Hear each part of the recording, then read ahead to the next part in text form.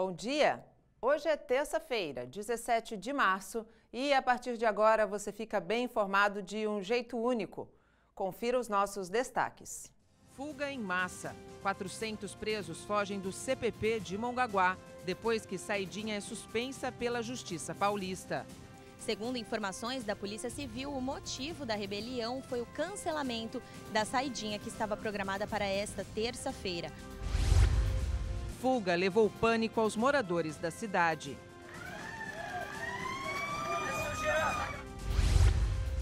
Coronavírus. Cidades da Baixada Santista definem ações metropolitanas de combate à doença. As medidas anunciadas já estão sendo colocadas em prática. Na próxima quinta-feira, deve acontecer uma reunião do Comitê Metropolitano Permanente.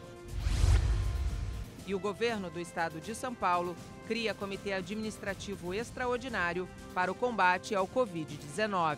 O grupo estará representado virtualmente, se necessário, em encontros presenciais. O Bom Dia Cidades já começou.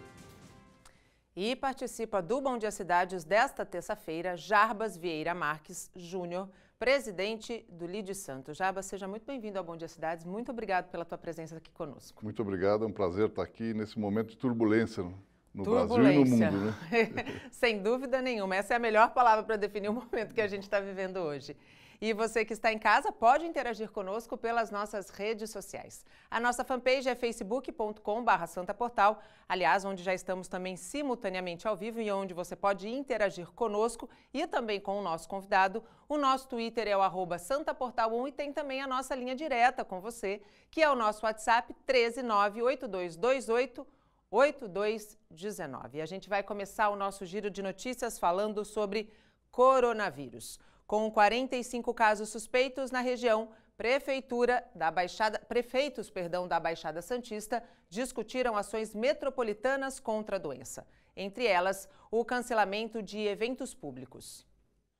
As decisões foram tomadas pelos 9 prefeitos da Baixada Santista. Paulo Alexandre Barbosa, prefeito de Santos e também presidente do CONDESB, o Conselho de Desenvolvimento da Baixada, anunciou um conjunto de 11 medidas de prevenção contra o coronavírus. Suspensão de aulas, cancelamento de eventos públicos e a criação de um comitê metropolitano permanente estão entre as principais ações. Mantendo apenas a saúde, segurança e os serviços sociais que são para a subsistência, como Bom Prato, abrigos. Fora essas exceções, todas as atividades estão suspensas por tempo indeterminado em todos os municípios da Baixada Santista. As medidas anunciadas já estão sendo colocadas em prática. Na próxima quinta-feira, deve acontecer uma reunião do Comitê Metropolitano Permanente. Os 9 prefeitos da Baixada vão se reunir para avaliar se o conjunto de medidas está dando resultado e, se for necessário fazer alguma alteração ou adotar novas medidas, isso será feito. As ações devem ter impacto na economia dos municípios, mas são necessárias para que não ocorram casos do coronavírus na região. Antes da questão da economia, que é extremamente importante, ainda mais em cidades turísticas como a nossa, ainda tem a questão da vida das pessoas. Acho que isso vem em primeiro lugar. Então nós temos que tomar medidas sérias, decisões focadas nisso, é óbvio, passo a passo. Acho que é um tipo de situação que não dá para tomar uma decisão e planejar ela de forma que tem que ficar, as decisões foram tomadas agora. Então nós vamos ter que sentir isso semanalmente, diariamente, e cada passo de você tomar a decisão e depois ter que voltar atrás, também não vejo problema em relação a isso não. Lembrando que essa Baixada Santista não tem ainda nenhum caso confirmado. Nós temos em torno de 30 casos já enviados para o Instituto Adolfo Lutz, que é o instituto especializado em detectar o vírus, mas de qualquer forma todas as medidas são preventivas, visando aí diminuir ao máximo o impacto aí de uma possível contaminação em massa. Olha, é importante ressaltar que para enfrentar o Covid-19, a Baixada Santista precisa estar preparada. Mais do que ações preventivas, se acontecer de termos casos aqui, precisamos estar preparados. Hoje, para que o telespectador tenha uma ideia, existe um déficit de 140% no número de leitos de UTI aqui na região. 2.400 leitos foram separados pelo governo do estado para o enfrentamento da doença. Hoje à tarde vai haver uma reunião em São Paulo, da qual vai participar a diretora regional de saúde, Paula Covas, e aonde vai ser definido como esses leitos serão distribuídos e quantos deles vão ser destinados à nossa região. Vale ressaltar também que é assim que uma região metropolitana deve agir sempre, não apenas num momento de crise. O coronavírus é uma realidade mundial que obrigou os 9 prefeitos da Baixada Santista a sentarem à mesa e definirem um pacote único de medidas, porque não adianta isoladamente Santos definir uma coisa se São Vicente, que é limítrofe, não respeitar a mesma regra. Assim como aconteceu na tragédia que há pouco mais de 15 dias resultou em 44 mortos na nossa região em virtude do temporal e 3 prefeitos sentaram à mesa e o Condesb voltou à mesa, é assim que a gente deve agir em todas as situações que sejam comuns na nossa cidade. Somos uma região metropolitana e precisamos agir com a mentalidade metropolitana. E o governo do estado criou um comitê administrativo extraordinário para o combate ao coronavírus. Serviços online vão ser priorizados no lugar do atendimento presencial. Detran, Poupa Tempo, Centros de Integração da Cidadania vão priorizar serviços online. Os restaurantes Bom Prato vão estender horário para redistribuir o fluxo de pessoas. Essas foram algumas das novas medidas contra o coronavírus anunciadas pelo governador do estado, João Dória. Para evitar aglomerações nestes locais. Isto inclui os 72 postos do Poupa Tempo, os 58 restaurantes do Bom Prato, todos os postos do Detran e os 17 postos do Centro de Integração da Cidadania. Todos eles teremos regulação com extensão de horários de funcionamento e atendimento, de acordo com a característica de cada unidade de prestação de serviços. O governador também confirmou a determinação para que parte do funcionalismo passe a trabalhar de casa a partir desta terça-feira. A medida vale por 30 dias, mas pode ser prorrogada. O sistema vai abranger servidores com idade a partir de 60 anos, grávidas, portadores de doenças crônicas, hipertensos e pacientes com baixa resistência imunológica. Realizando seus trabalhos de acordo com a orientação da sua chefia imediata. Estão excluídos desta condição profissionais da saúde, todos eles, profissionais da segurança pública, todos eles, e áreas essenciais, como Fundação Casa, Administração Penitenciária e também da Sabesp, a empresa de saneamento do governo do estado de São Paulo. Também a partir desta terça-feira, museus, bibliotecas e centros culturais administrados pelo estado ficam fechados por 30 dias. O governador também estende a recomendação para os cinemas, teatros e casas de espetáculo pelo mesmo período. Já os 153 centros de convivência do idoso, equipamento para acolhimento diário a pessoas com idade igual ou superior a 60 anos, ficam fechados por 60 dias. Dória ainda determinou a criação de um comitê administrativo extraordinário. Entre as medidas já tomadas estão a decretação imediata de férias e licença-prêmio para servidores de área que não prestam serviços essenciais e o corte imediato de viagens nacionais e internacionais de funcionários públicos a trabalho. O grupo estará representado virtualmente, se necessário, em encontros presenciais, e as decisões serão emitidas e comunicadas à imprensa e à opinião pública diariamente. Olha, vale ressaltar que além dos idosos que têm recomendação de só sair de casa quando for extremamente necessário, por serem um grupo de alto risco, a Organização Mundial da Saúde confirmou que o novo coronavírus já matou crianças, o que reforça o alerta sobre a necessidade de proteger nossos pequenos. Quarentena não é férias. Embora não haja nenhum caso confirmado do Covid-19 aqui na região, agir preventivamente é sempre melhor do que remediar.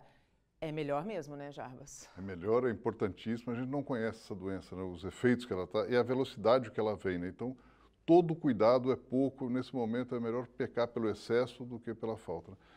nos assusta, porque todas essas ações a gente viu a Baixada Santista e o Rio de Janeiro com todo mundo na praia. Não é hora de brincar, né, gente? É aquilo que eu disse, quarentena não é férias. Não dá para a gente suspender o atendimento presencial, suspender aulas em faculdades e em escolas, se a gente sair na rua e ver as pessoas passeando no shopping, em um ambiente fechado de alta concentração de pessoas, restaurantes, bares sempre cheios e, pior, a praia, porque embora seja um ambiente aberto, quando tem uma ou duas pessoas, ok. Agora, um monte de pessoas juntinhas, guarda-sol a guarda-sol, aí a gente está brincando com perigo, né? E não dá para brincar, né? A gente não sabe como é que vai ser o efeito aqui, que é um país tropical, mas o inverno daqui a pouco chega aí. A gente está começando a nossa curva, então vamos olhar o que aconteceu nos outros países, olhar a Itália, o que aconteceu, para evitar, né? Eu acho que as prefeituras aqui da região estão agindo corretamente, o governo do estado, o Ministério da Saúde está indo bem, mas a gente está com um problema com o nosso presidente e o ministro da Economia, né? Eu acho que eles têm que se alinhar ao que o ministro da Saúde está fazendo, né? Exatamente. A gente sabe que perda vai haver, não tem como isso não acontecer. A gente está mexendo diretamente com a economia. Quando a gente para serviços e para prestação de serviço, a economia ela vai ser com certeza atingida. Mas é preciso encontrar um denominador comum, né? Exatamente. A gente no LIDE, inclusive, tem um grupo do LIDE Global tratando desses assuntos. Inicialmente, a gente está tratando sobre o aspecto de saúde, mas também aspecto econômico. Como o nosso grupo pode ajudar nesse momento? Obviamente que ações isoladas não vão resolver, mas elas ajudam, né? Então, quando você tem um grupo forte trabalhando junto, tem pessoas ali com experiência na área de saúde, na área econômica, na área jurídica, muita gente que já passou outras crises. Então, essa troca é muito importante para que a gente consiga minimizar as perdas, que elas virão, né? Inevitavelmente. E o que está acontecendo, que é uma coisa bastante desagradável, para eu não usar um outro termo, é que, diferente de outros países, como, por exemplo, na Europa, quando a população se une para se ajudar, a gente tem visto aqui aumento de preços, né? Sistemáticos em supermercados e, especialmente, em produtos que são de extrema necessidade para a prevenção e para o auxílio do combate a essa epidemia, que é, por exemplo, o álcool gel, né? O próprio Procon de Santos, na página do Procon de Santos, quem nos acompanha pode acessar o Instagram do Procon de Santos, que lá está bem claro que a cobrança abusiva de preços, ela é crime. Não está na hora de dar esse mau exemplo, né? Pois é, é hora da gente se juntar, né? Da gente se estar junto, se reunir, e não é isso que vai fazer o supermercado mudar a curva dele de resultado. Isso é um oportunismo fora de momento, né? Assim como aconteceu naquela manifestação dos caminhoneiros, que o litro da gasolina era vendido a R$10 aqui na nossa região, né? É isso mesmo. São as coisas sem sentido, né? A gente não pode passar por isso, né? E o momento é muito grave, é muito crítico, é um momento que a gente tem que ter atenção, dar as mãos sem dar as mãos, né? Isso, dar as mãos sem dar as mãos. Porque a gente tem que estar junto para combater isso, e não é com oportunismo que vai resolver o problema. E uma outra preocupação é a respeito da transmissão do Covid-19 para animais de estimação ou vice-versa. A gente foi ouvir um veterinário que tranquiliza: não há nenhuma comprovação de transmissão pelos pets para os humanos e nem da gente para os animais. Dentro da medicina existem 7 tipos de coronavírus, sendo que em 2002 nós já tivemos a SARS, que era a síndrome da angústia respiratória, e em 2012 a MERS, que é a síndrome do Oriente Médio. E agora, em 2020, a Covid-19, todas causadas pelo coronavírus. Então, em março agora de 2020, a OMS, a Organização Mundial da Saúde, declarou uma pandemia em relação a essa nova doença, onde teve o epicentro na China, mas que é importante ficar claro, principalmente aos tutores de animais, é que o vírus ele é específico de uma determinada espécie. Os cães, assim como os gatos, eles têm também o coronavírus, transmitem doenças, tá? Mas não é transmissível para o ser humano, ou seja, não é uma zoonose. Então, a coronavírus que acometem os cães, o animal tem um quadro de uma gastroenterite, tem vômito, diarreia, desidratação, pode ou não ter febre, Tá? Assim como a espécie felina, existe uma outra doença causada pelo coronavírus, que é a peritonite infecciosa felina, em que também tem uma sintomatologia extremamente variada, podendo ou não causar febre, né?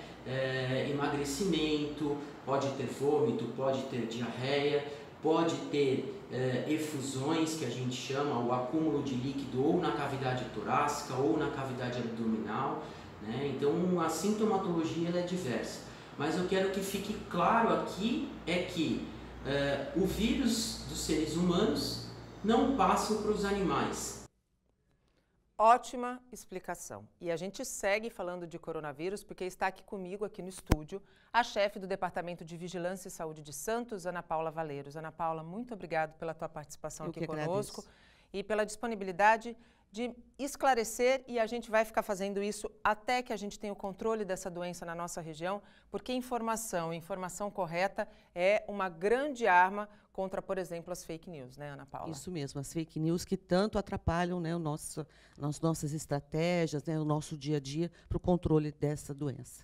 Ana Paula, dos casos que estão sendo monitorados aqui em Santos, existe algum que está em estado de saúde mais delicado? Não, nós estamos com 23 casos suspeitos sendo monitorados e nenhum deles está tendo sinais e sintomas. Estão todos bem, em isolamento social, domiciliar. Então, está tudo sob controle até o momento. Como é que é feito o acompanhamento desses casos suspeitos? Como é que a Secretaria e o Departamento fazem essa atualização do estado de saúde dos pacientes? Nós recebemos a notificação e, a partir daí, nós entramos em contato com a família, com o próprio paciente e vamos monitorando diariamente, 3 a 4 vezes ao dia, ligando para essas pessoas, conversando, orientando, vendo se eles estão com alguns sinais ou sintomas diferentes. Caso eles apresentem alguma dificuldade respiratória, tem uma equipe da vigilância que faz a visita domiciliar. Então, vai sempre monitorando esses pacientes para que a gente não perca o fio aí da meada. E, além desses pacientes, a família desses pacientes que geralmente frequentam o mesmo espaço domiciliar, eles também são monitorados? Eles também são monitorados e nós fazemos todas as orientações para que eles não, de preferência, não fiquem no mesmo ambiente. A gente sabe que existem casas que o ambiente, às vezes, é único para todos. Então, nesse caso, usar a máscara, né, ao ter contato com esse paciente, evitar os talheres, os copos que sejam coletivos, toalhas de banho, de rosto. Faça uma diferenciação desses materiais e que fiquem sempre 2 metros de distância desse paciente. É uma situação bastante desagradável, porque nós somos tão calorosos, afetivos, né? Não é? A gente é afetuosos, então, assim, é bem complicado, mas a gente tem orientado e as pessoas, até o momento, estão respeitando, porque estão bastante assustados também. Ana Paula, quando a gente fala de análise de caso, a gente sabe que as suspeitas são enviadas para o Instituto Adolfo Lutz. Em quanto tempo o Instituto tem conseguido dar o retorno ao município? O Adolfo Lutz tinha nos prometido que conseguiria dar o resultado entre 2 e 5 dias. Porém, nós já estamos tendo casos de 7 dias e ainda o resultado não chegou. Isso por conta do aumento da procura, por exemplo, de pacientes com sintomas que buscam as unidades de saúde. Isso, porque o IAL, o Instituto Adolfo Lutz, ele é um laboratório do estado de São Paulo, ele não é específico para Santos. E como São Paulo, né, está vivendo esse pico, né, da doença, ele está tendo muitos exames para ser feito. Então, isso tem realmente diminuído. Se bem que eles já nos sinalizaram que estão colocando mais equipes para que possam fazer os testes mais rápidos. Para você ter uma ideia, nós estamos com 23 suspeitos e aguardando o resultado. Enquanto isso não chega, a gente fica nessa ansiedade, né, para resolver logo. Uma das formas de você prevenir o coronavírus é lavar as mãos e passar álcool gel. A gente já sabe que álcool gel está em falta no mercado. Só lavar as mãos substitui o uso do álcool gel? Sim, porque, na verdade, o que é mais importante é lavar as mãos com água e sabão dentro daquela técnica dos 5 passos para lavar bem as mãos. Não é só jogar uma água, não é? O álcool gel, ele é para, se você não tiver o sabão e a água próximo, você usa o álcool gel. Porém, quando a gente adentra um recinto, põe a mão na maçaneta, né, aperta um botão de elevador, a gente não vai ter água e sabão. Sim. O álcool gel seria para essas situações. Então, o que a gente orienta? Não tem o álcool gel, andou num espaço público, imediatamente, quando chegar perto de uma pia com água e sabão, lave as suas mãos, o mais frequente possível. E lave dentro dos 5 passos. Isso que é o mais importante a gente deixar claro para o nosso telespectador. Por isso que falam que é por pelo menos 20 segundos. 20 segundos, no mínimo, esfregar bem a palma da mão, os dedos, embaixo das unhas, fazer movimentos que realmente você possa, com o atrito, com a água e o sabão, tirar qualquer resquício de que o vírus esteja lá. E outra coisa importante que nós esquecemos é a limpeza das superfícies com álcool a 70%. Não adianta ser um álcool comum, né? O vírus só morre com álcool a 70%. Porque esse vírus, em bancadas, em microfones, né, em ambientes, ele pode permanecer vivo durante 9 dias. Nossa! Então, isso é muito sério. Então, a gente tem que ficar o tempo todo vigilante, né? Então, toda vez que eu entro num local, eu já fico olhando, né? Já estou ficando meio... Porque, realmente, as pessoas têm que ter essa consciência, né? Limpar, né, maçaneta, bancadas, espaldar de cadeiras, né? Pensar nisso tudo. E importante ressaltar aqui o que eu já disse há pouco, que quarentena não é férias, né, Ana Paula? Importantíssimo falar isso, né? Quando a gente vê a praia cheia, os bares cheios, a gente fica muito preocupado. As pessoas ainda não estão tendo a noção da seriedade que é essa doença entrando aqui no nosso município.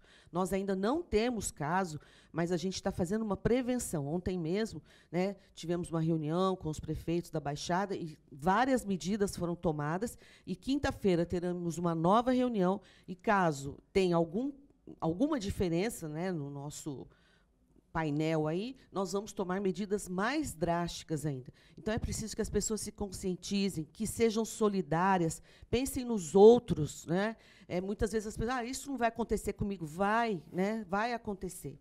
Então, é uma questão empatia, né? É uma questão de horas desse vírus chegar aqui e causar o estrago que está causando em vários locais. Então, a gente faz um apelo, não é brincadeira, a coisa é séria, e as pessoas precisam se solidarizar na compra do álcool gel, na compra do sabonete líquido, ao tossir ou espirrar, usar a etiqueta respiratória, pensar no outro, né? Porque a gente, às vezes, acha que a coisa é brincadeira, e não é brincadeira. Não é férias, é quarentena. Nós não estamos na quaresma, então vamos aproveitar. Recolhimento, meditação, pensar no próximo, né? Vamos tentar utilizar desse momento um momento para crescimento. Sem dúvida, sem dúvida. Então, a gente está muito preocupado. Nós, da saúde, não podemos parar, né? Estamos aí abertos, mas a gente pede para aquelas pessoas que podem parar, que podem ficar isoladas, fiquem em casa. Fiquem em casa. Eu sei que é difícil, né, ficar em casa, é difícil, às vezes, com as crianças, não tem quem a gente deixar as crianças, mas faz um rodízio com vizinhos, com amigos. Importante deixar claro que a recomendação é não deixar com idosos, né, Ana Paula? Nunca. Deixar com idosos, nunca, porque o idoso tem, conforme passa a idade, a partir de 60 anos, essa letalidade, ou seja, a morte para esses idosos é muito maior. Então, idosos acima de 80 anos, por exemplo, eles têm 14,8% de letalidade. Então, a cada 100 idosos, 15 vão falecer, 15 vão a óbito. Então, isso é muito sério. A gente tem que pensar muito nisso, porque, senão, a gente não vai conseguir fazer um controle. Que nós vamos ter a doença, isso não temos dúvida nenhuma, nós vamos ter. É questão de tempo. É uma questão de horas, eu te diria. Mas nós temos que, pelo menos, reduzir, né, o impacto e fazer com que esses que são do grupo de risco, que têm hipertensão, diabetes, doença autoimune, que fazem tratamento com quimioterapia, essas pessoas, sim, estão muito expostas. Então, a gente precisa pensar, né, nessas baladas que está tendo, né, em várias coisas que a gente vê e fica assustado. Parece que as pessoas não estão querendo se conscientizar. Eu estou na saúde pública posso te dizer, há mais de 30 anos. E eu nunca vi uma situação como nós estamos vivendo no mundo, né? Uma situação realmente para se preocupar. Então, chegou a hora, não é para causar pânico? Não, não é para causar pânico, mas nós temos que estar alertas, vigilantes. Exatamente. Porque, senão, o pânico vai acontecer. Exatamente. Ana Paula, muito obrigado pela tua participação Obrigada e pelas a você.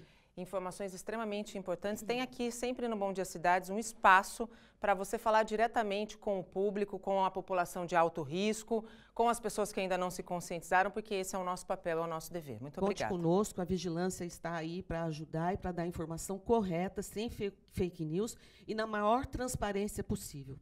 Podem ter certeza que o que estiver acontecendo, nós vamos informar. Muito obrigada, bom dia. Obrigada, bom dia. E o Ministério da Economia anunciou novas medidas para reduzir os efeitos econômicos da pandemia do novo coronavírus. Segundo o governo, serão empregados 147 bilhões e 300 milhões de reais em medidas emergenciais para socorrer setores da economia e grupos de cidadãos mais vulneráveis, além de evitar a alta do desemprego. Desse valor, pelo menos 83 bilhões e 400 milhões devem ser destinados à população mais pobre e mais idosa. Quer ter acesso a essa reportagem completa? Então vai lá, corre, acessa santaportal.com.br. E pelo menos 100 dos 400 presos que fugiram do Centro de Progressão Penitenciária de Mongaguá já foram recapturados. O motivo da rebelião que atingiu outras unidades prisionais do estado foi o cancelamento da saída temporária que estava prevista para hoje. A medida foi adotada pela Justiça de São Paulo para evitar a contaminação pelo Covid-19. O CPP Rubens Aleixo tem capacidade para 1.640 presos. No entanto, atualmente o local abrigava quase 2.800 detentos.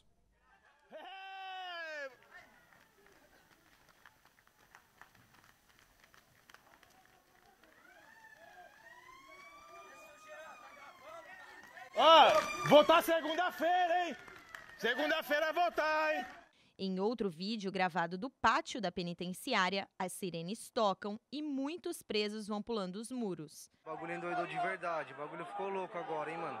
Neste áudio, um funcionário do presídio afirma que 8 pessoas foram feitas reféns. Por determinação da lei, os guardas do CPP não trabalham armados. Pessoal, a cadeia tá virada aqui com mais ou menos aí uns 8 reféns, cara. Eu só não sei o nome de todos. Mas parece que o Congão e o Astrogildo tá lá e tem mais guarda ainda, hein? O semiaberto ele é bem diferenciado porque ele é um preso preparado para ir para a sociedade. Muitos deles até trabalham fora, então eles têm já o convívio social. Então a gente não esperava que isso iria acontecer. Unidades da Rota e o helicóptero Águia da Polícia Militar foram acionados e desceram a serra rumo ao litoral sul para ajudar na captura dos fugitivos. Ao longo da noite, viaturas da Polícia Militar, Civil e da Guarda Municipal chegavam trazendo presos capturados. Segundo informações da Polícia Civil, o motivo da rebelião foi o cancelamento da saidinha que estava programada para esta terça-feira. Com alterações na lei, as tradicionais saidinhas que acontecem em épocas festivas agora estão programadas para todas as terceiras terças-feiras dos meses de março, junho, setembro e dezembro. Após dar a notícia de que foi suspensa a saída temporária de amanhã, o que aconteceu? Eles se rebelaram, se revoltaram e aí eles começaram a quebrar tudo. Mantiveram os funcionários que estavam dentro do pavilhão encarcerados, ou seja, mantiveram reféns. E aí eles começaram a quebrar tudo em forma de revolta. Alguns sentenciados saíram pelo portão da frente, por volta de 400 a 600, ainda vai fazer recontagem para nós termos o número correto. Moradores das cidades do Litoral Sul, em pânico, enviaram mensagens em grupos de aplicativo, alertando a população para tomar cuidado. Acho que 1 hora que eu estou tentando chegar aqui. A gente estava ali na Avenida São Paulo, a gente estava vindo pela Kennedy, mas eles estão tá cheio, tudo correndo no meio da rua. A gente tem polícia, tem bandido, tem um monte de gente correndo no meio da rua. Os polícias estão armados, tá cheio de viatura. A gente correu, saiu correndo, veio na contramão, veio pela estrada. A estrada está fechada, eles estão revistando todos os carros, a polícia. O Águia está aqui em cima. E agora a gente acabou de escutar um áudio que eles caíram tudo para a orla, entendeu? Eu acabei de chegar em casa, gente. O negócio está Meu Deus do céu, eu nunca pensei que eu fosse passar por isso. Os outros presídios paulistas que tiveram rebeliões foram os de Tremembé, Mirandópolis e Porto Feliz. A Prefeitura de Mongaguá suspendeu as aulas na rede de ensino, nas escolas e nas creches. Vamos lá. Um CPP que tem capacidade para 1.640 presos. Já começa errado. Tinham pelo menos 2.800 presos. A gente não está falando de uma vilinha com 100 presos que têm por hábito trabalhar de dia e voltar à noite. Estamos falando de uma população carcerária de quase 2.000 pessoas. Outra incoerência, além da superlotação. Por ser CPP, segundo a Secretaria de Administração Penitenciária, os agentes não podem andar armados. Aí a pergunta que fica é, por que não podem andar armados? Porque é o que diz a lei. A nossa legislação impede que agentes penitenciários que fazem a guarda de presos, independente de terem ou não o benefício da progressão continuada, são presos, estão cumprindo pena e deram um recado bem claro. Disse o agente, já são presos que têm o hábito de conviver com a sociedade. Eu não estou dizendo que todo mundo que está ali dentro do CPP é gente que não tem nada na cabeça, mas pelo menos 400 dessa parcela são pessoas extremamente perigosas, porque para fugir fizeram 8 funcionários reféns. E se fizeram reféns, não foi no blá blá blá. Fizeram refém com armas. Quer dizer, o agente não pode ter arma, mas o bandido sai armado e ainda coloca em risco a vida de quem estaria ali, teoricamente, para proteger a população. Terceira incoerência. Estamos falando de um centro de progressão penitenciária que fica a 12 quilômetros de uma cidade que é uma estância turística. Vocês ouviram na reportagem o desespero da moradora. Ela nunca viu uma situação como essa. Os presos invadiram Mongaguá. E enquanto eles ficam soltos, a administração, por orientação para proteger a população, porque o Estado não protegeu, tem que obrigar o cidadão de bem a ficar preso dentro de casa. E o repórter Fabiano Roma está ao vivo em frente ao CPP de Mongaguá e tem as informações atualizadas. Fabiano, bom dia. O número de recapturados já mudou? Bom dia, Nathalie, para você. Bom dia para quem nos acompanha pela Santa Cecília TV.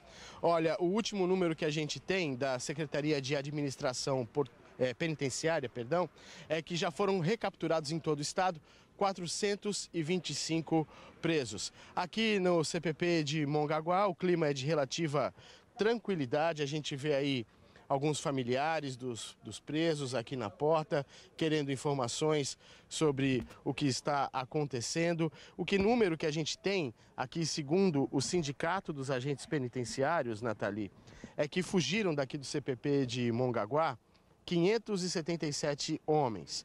Já foram recapturados até o momento 174.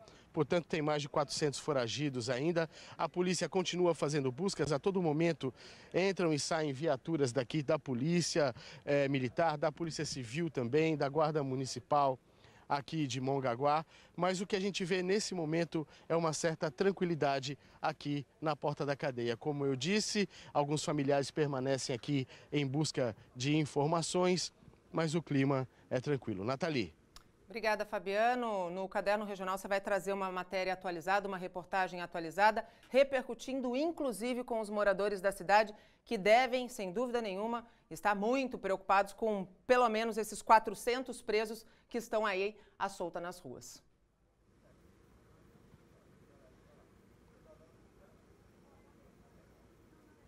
Obrigada, Fabiano. Jabas. A quarta incoerência é o Brasil ser o único país do mundo que permite que presos condenados que cometeram crimes tenham o benefício de voltar à sociedade. Precisa mudar essa história, né? Precisa mudar, né? Primeiro porque a nossa lei, 1/6 da pena você já está livre, né? Então, para que existe a pena, né?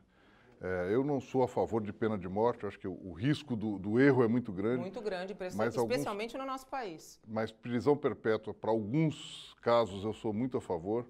E essa regressão de pena aí, eu acho ela muito complicada, né? A saidinha também não faz sentido. Se tem uma pena para cumprir, cumpra a pena, né? Cumpra em regime fechado, né? Em regime fechado.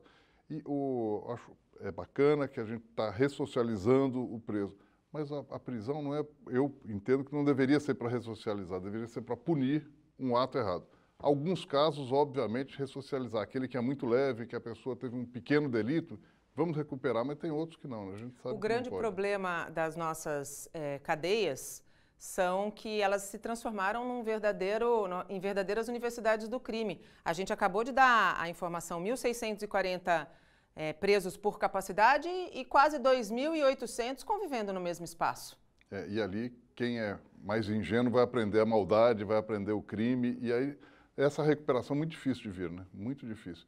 A própria sociedade não está preparada, né? Os nossos presídios deveriam ter atividades, quer dizer, quer reduzir a pena, vai trabalhar, né? São muitos poucos que fazem isso. Né? São Exatamente.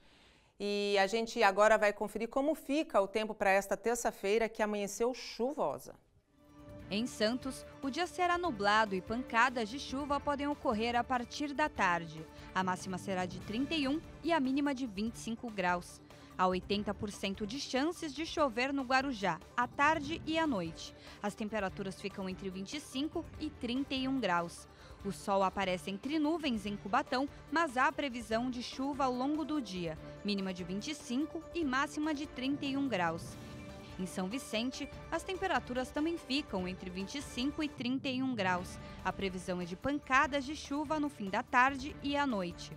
Praia Grande terá uma terça-feira de bastante nuvem e chuva, máxima de 31 e mínima de 25 graus. O sol estará presente no período da manhã em Mongaguá, mas poderá chover a qualquer momento. As temperaturas giram entre 25 e 31 graus.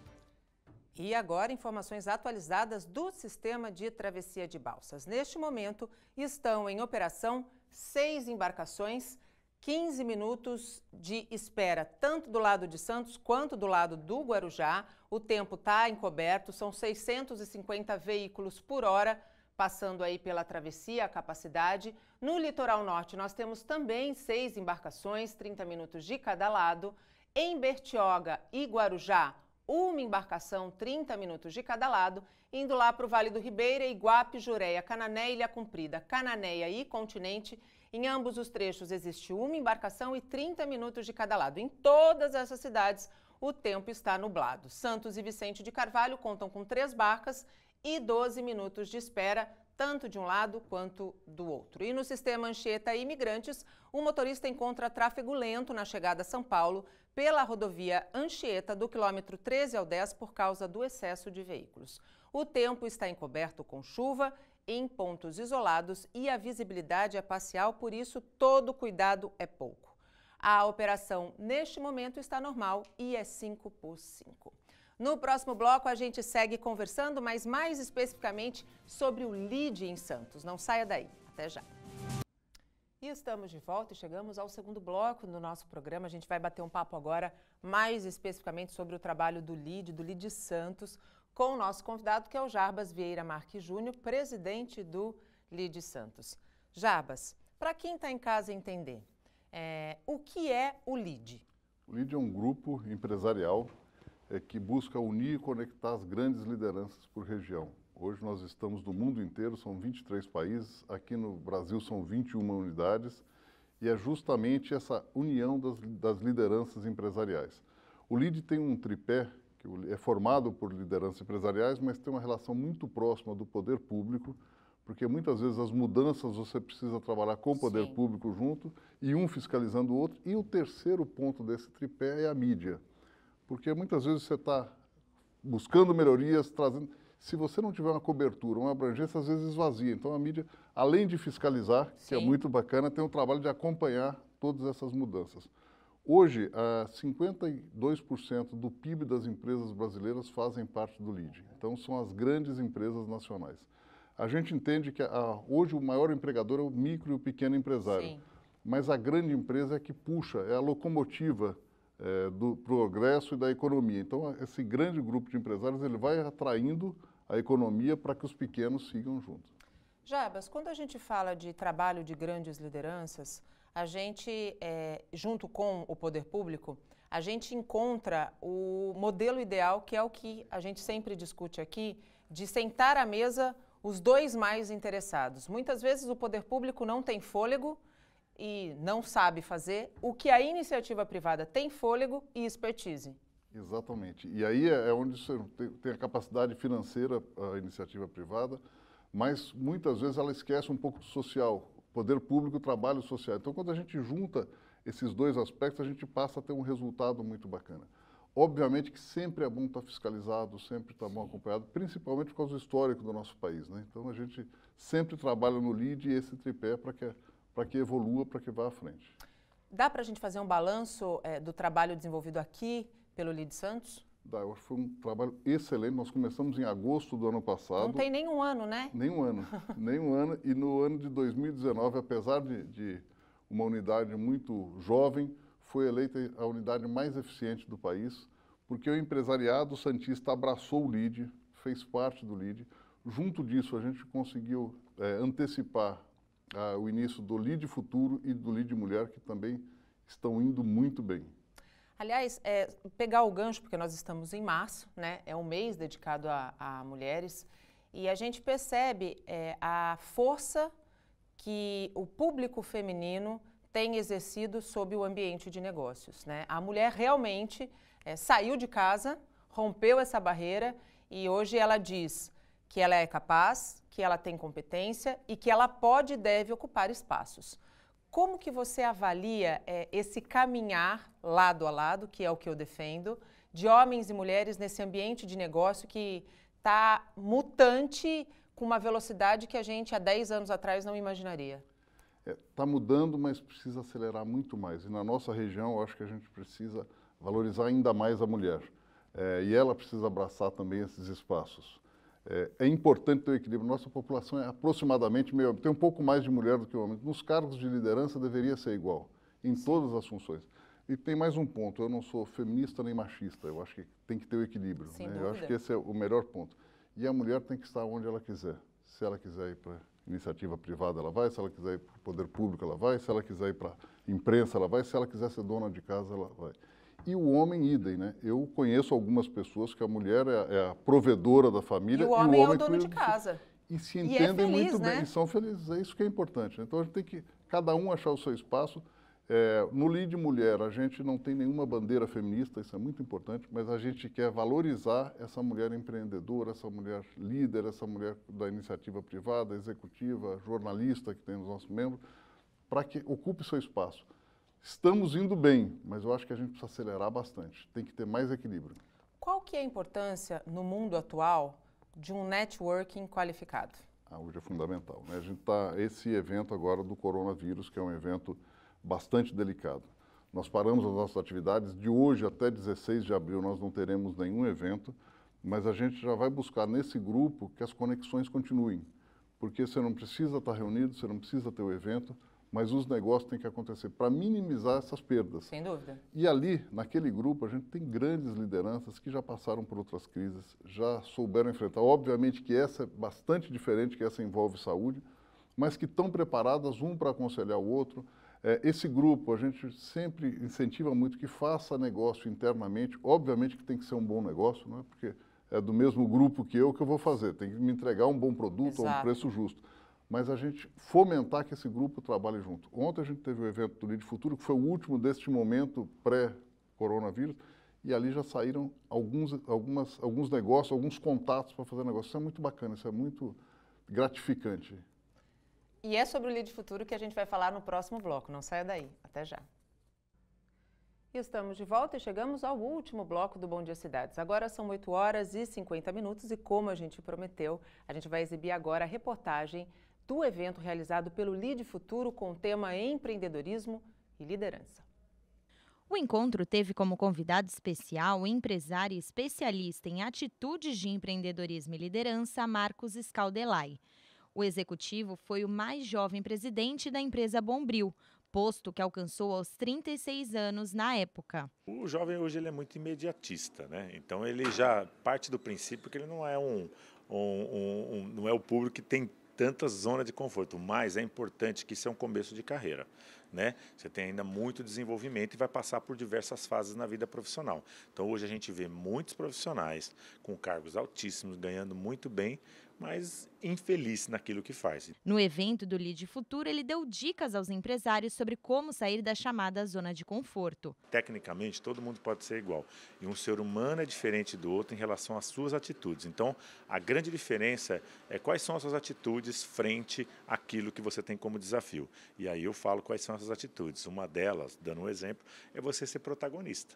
Após o evento de ontem, a programação do Lead Santos será paralisada até que o surto do coronavírus seja controlado no Brasil. E aproveitando o gancho dessa reportagem, nesse último bloco, também chega aqui para compor o nosso bate-papo o CEO do Lead Futuro, Marcelo Teixeira Filho. Marcelinho, posso te chamar assim? Claro. Seja muito bem-vindo, bom dia. Parabéns pelo trabalho feito à frente aí do Lead Futuro. E eu já começo esse bate-papo te perguntando como é que tem sido essa experiência. Bom dia, Nathalie. Bom dia, Jarbas, todos que estão nos acompanhando pela Santa Cecília TV. Bom, Nathalie, eu acho que está sendo uma experiência incrível comandar o Lead ao lado do Jarbas. O Lead Futuro faz parte do Lead, que é o maior grupo de lideranças, onde as maiores lideranças do nosso país.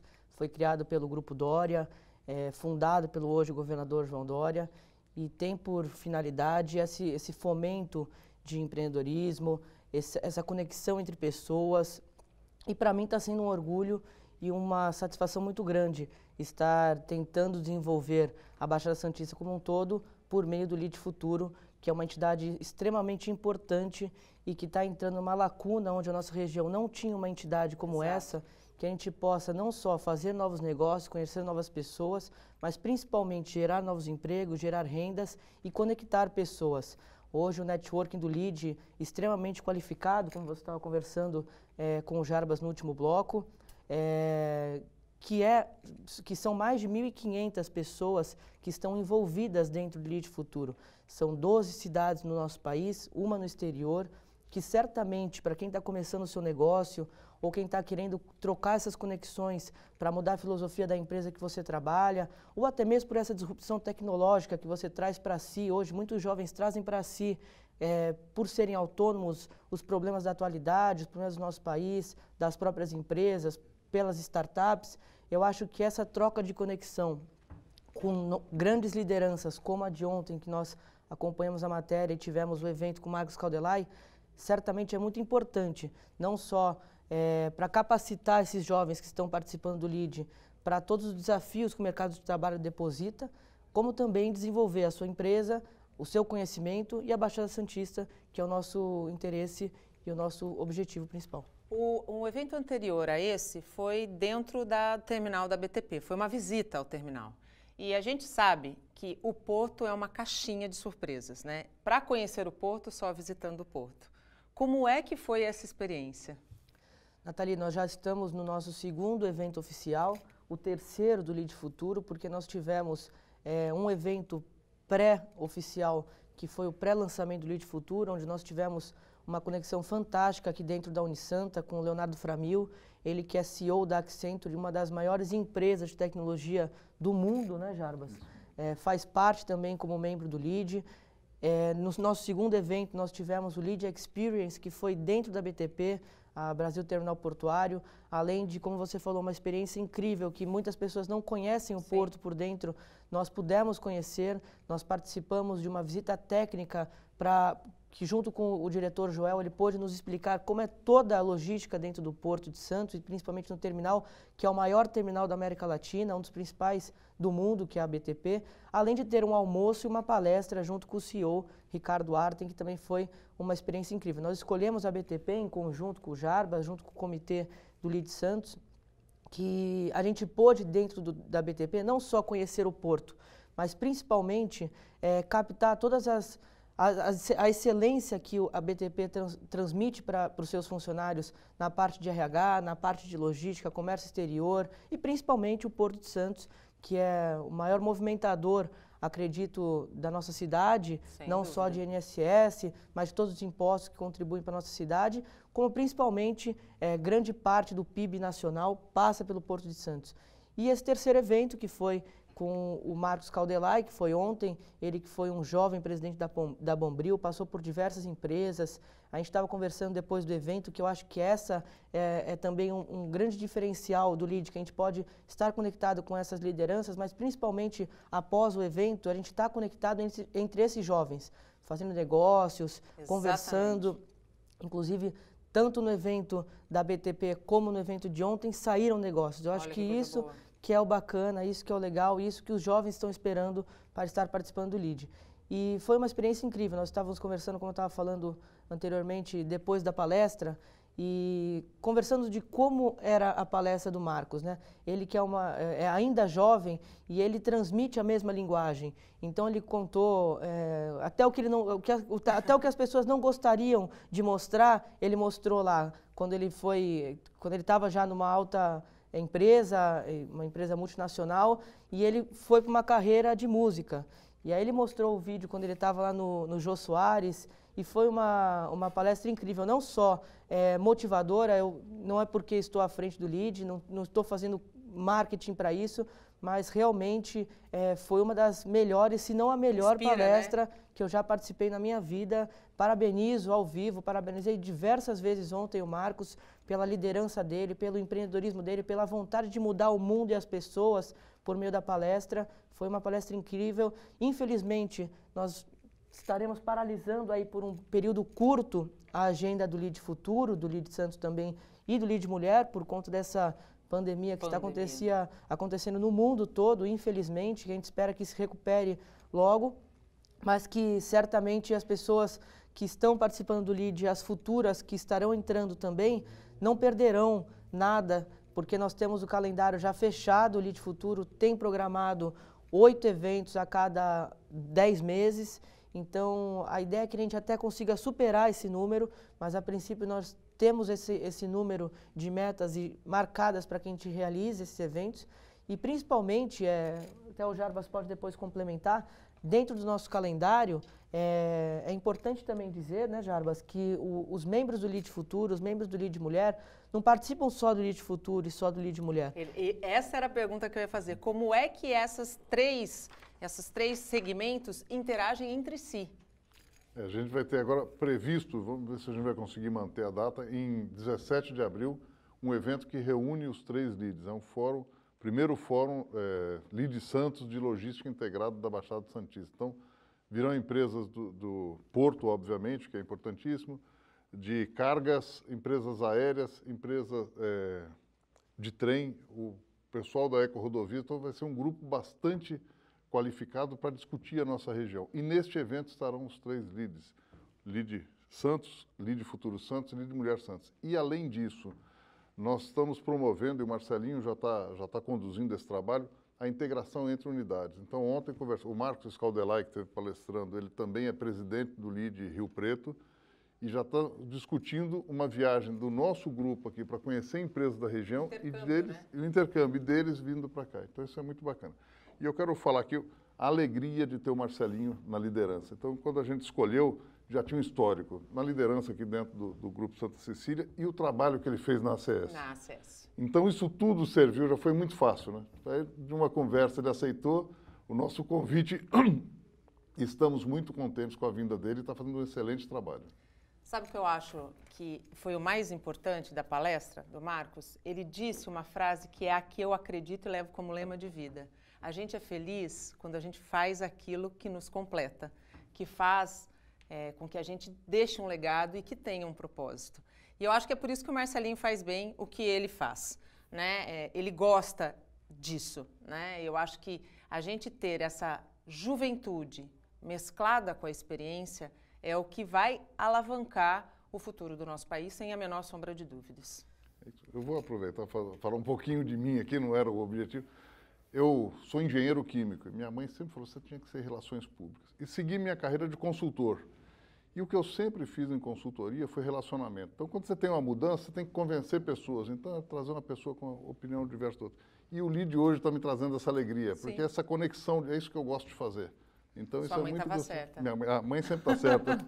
Sua mãe estava certa. Para a gente encerrar. Completando, Nathalie, o que você falou da felicidade, eu acho que todos esses resultados que a gente alcança, eu tenho a felicidade e o orgulho de ter pessoas ao meu lado que sempre me ajudam, me motivam, não só aqui na universidade, não só aqui na TV, todas essas pessoas que fazem parte, no LEAD, que eu tenho ao lado essa máquina que é o Jarbas, muito experiente, dedicado, e aqui na TV, idem, você, Nathalie, toda a nossa equipe, na universidade, todos os nossos diretores, então acho que nada a gente faz sozinho. Na própria CS, a gente tinha lá um grupo muito forte, que hoje deu seguimento lá à nossa saída, e hoje, por conta do nosso trabalho feito, fui convidado a assumir a diretoria. Então, é um resultado que não é só meu e que eu divido sempre com todas as pessoas que estão com a gente.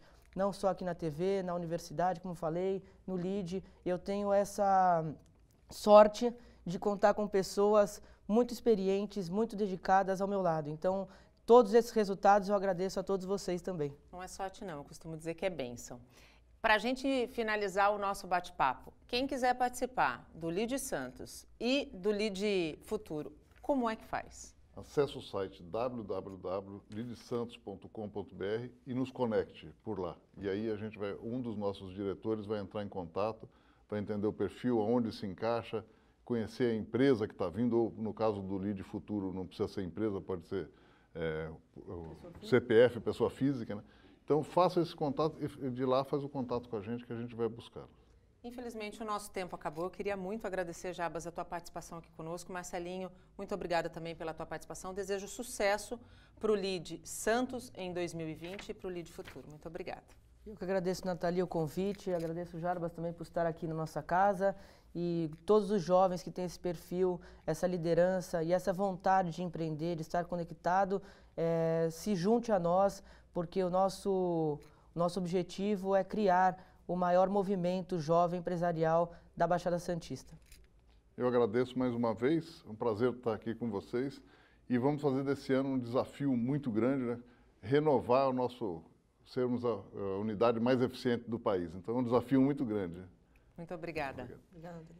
O Bom Dia Cidades desta terça-feira fica por aqui. Ao longo da nossa programação, você acompanha o Boletim Santa Portal. Às 7h30 tem o resumo das notícias do dia no Caderno Regional. E claro, ao longo de todo o dia, informações da nossa região, do Brasil e do mundo no Santa Portal. Eu volto amanhã às 8 horas da manhã, se Deus quiser. Tchau!